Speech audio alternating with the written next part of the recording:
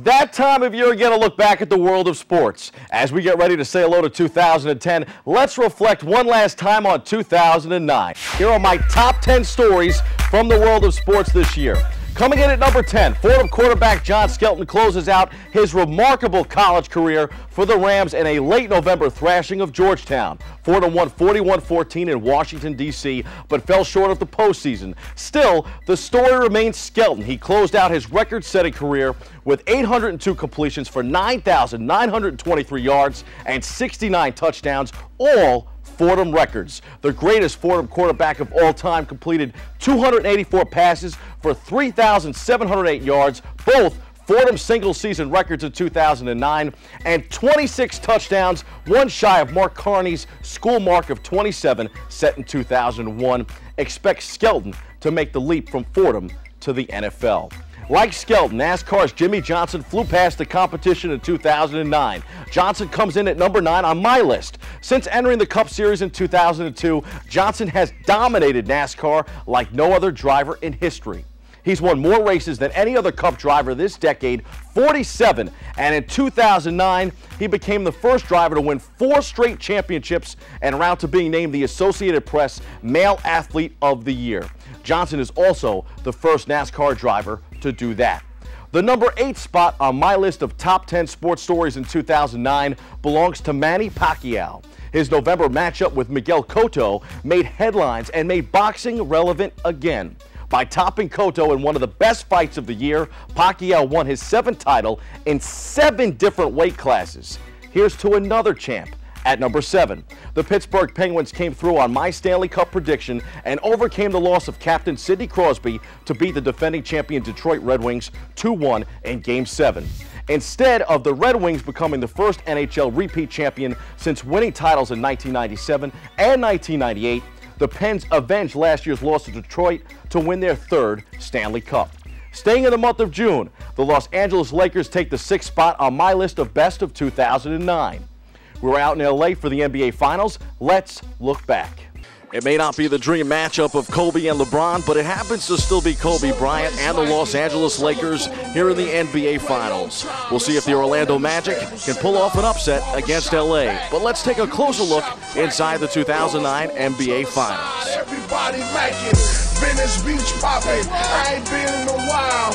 Big boys showing off at the weight pile. And it's still popping down Melrose. Sporty LA. Like the Pittsburgh Penguins, the Lakers came back a year after failing miserably in the finals. After losing to Boston in 2008, Kobe Bryant and the Lakers found redemption in 2009. They finished a season they felt was theirs with a 99-86 win over the Orlando Magic in Game 5 to win their 15th NBA title in franchise history. Kobe took home MVP honors. But who would take home the Heisman in the closest race of all time? Coming in at number 5. You thought Bo Jackson was the most elusive running back in college football history? Think again. Meet Mark Ingram, the 2009 Heisman Trophy winner, who wins it tonight in the closest race of all time. When it comes to the race for college football's most prestigious award, what is it about Alabama running backs? Sophomore playmaker Mark Ingram Jr. may not have been born in the state of Alabama, but the Crimson Tide running back surpassed one of its most favorite sons Saturday night at the Nokia Theater in Times Square in the closest Heisman race of all time. He called my name, I was excited, and I saw my mom crying, and it kind of made me break down too, man. It was just a real special moment for me that I'll cherish for the rest of my life. Mark's success is no surprise at all, because he's a great competitor, he's a great person, he's got power, he's got speed, he can change direction. He's very difficult to tackle, and he's got a very relentless competitive spirit that makes him hard to bring down, which is always great for running backs. The University of Alabama running back's margin of victory over Stanford's Toby Gerhart was the smallest in the history of the award. No disappointment, there's no hard feelings. Mark's a great guy, and I've been on cloud nine ever since just being here, and I'm extremely grateful for that. Coincidentally, the closest vote before included another back from the state of Alabama, Bo Jackson. Jackson, who played for Auburn, received 45 more points than Iowa quarterback Chuck Long in 1985. Ingram finished 28 points ahead of Gerhart, besting a field that also included Texas QB Colt McCoy, last season's runner-up, standout Nebraska defensive tackle Ndamukong Suh, and Florida legend Tim Tebow, who won the award 2 years ago. He's a great kid, and he's going to have a great career.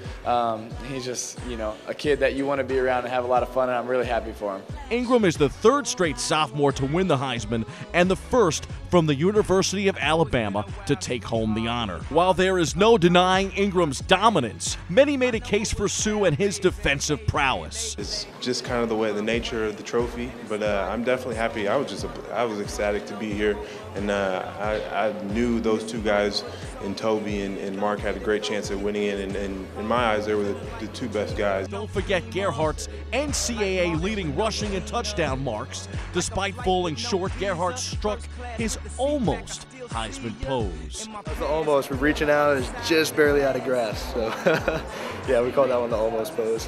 I came up a little short, but in retrospect, the trophy would have been just the cherry on top. And just being here to represent my university, represent Stanford University, all student athletes, is an honor. Others argued for McCoy, the all-time winningest quarterback in NCAA history. McCoy will have a chance to take down Ingram and #1 Alabama in the Rose Bowl. I'm really looking forward to playing the national championship because football is the biggest team sport there is, and I couldn't do it alone. I need everybody, and we've made a commitment to each other to be the best we can be, and we have one more to go. The right group of guys on your team really makes a difference, because you don't win Heisman trophies by yourself, you don't win national championships by yourself. It's always going to be in conjunction with others that you make your greatest accomplishments. Teamwork makes your dreams work. And at number 4, leave it to the captain. Derek Jeter wasted little time carving his place into Yankee history last Friday night. After tying the legendary Lou Gehrig atop the Yanks' all-time hit list in the previous game, Jeter broke the mark held by the Iron Horse for more than 7 decades with his patented opposite field single to right in the 3rd inning. Career hit number 2,722, the most in the illustrious history of baseball's most winningest franchise. The long rainy night belonged to Jeter, who added an RBI single in the 4th that put the Bronx Bombers up 4-1. Rain-drenched fans showered Jeter with a 3-minute ovation, chanting his name. The Yankee captain twice waved his helmet to the crowd of 46,771, just as he did after tying the record on Wednesday. It wasn't ideal conditions tonight, and for the fans to stick around, it really means a lot. They've been here since day one. They've always been very supportive. They're just as much a part of this as I am. Derek Jeter would later win Sports Illustrated Sportsman of the Year, the first Yankee to accomplish that. Something tells me you'll be seeing him on this list a bit later. At number 3, every top 10 list has to have a bit of scandal on it. The top sports story of the year in that department belongs to Tiger Woods. Arguably the greatest golfer of all time, Woods has been in the limelight of late for all the wrong reasons. Connected to more than a dozen mistresses, Woods, now in the middle of an ensuing divorce, stepped away from golf in late 2009. At number 2, we flash back to the beginning of the year with some better news, where the Pittsburgh Steelers made NFL history by winning their 6th Super Bowl. Quarterback Ben Roethlisberger and Santonio Holmes connected on a 6-yard touchdown with 35 seconds left to give the Steelers their record-setting 6th Super Bowl victory, 27-23, over the Arizona Cardinals. And the number 1 sports story of 2009 happened right here in the Bronx, of course.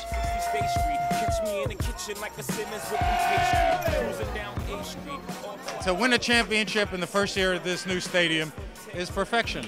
That's what we hoped for. That was our ultimate dream, and it happened, so we're really excited. All right, man, this is rock star stuff. And to be able to be part of this organization, man, to be able to give this to Mr. Steinbrenner for all the things he's done for this organization, this city, this team, he's the reason we are who we are. The Bronx Bombers top my list of the best from 2009. Good old number 27 looks great in the top spot. Those are your top 10 sports stories from 2009. Goodbye, 2009! Hello, 2010! I'm Bobby C. See you next year.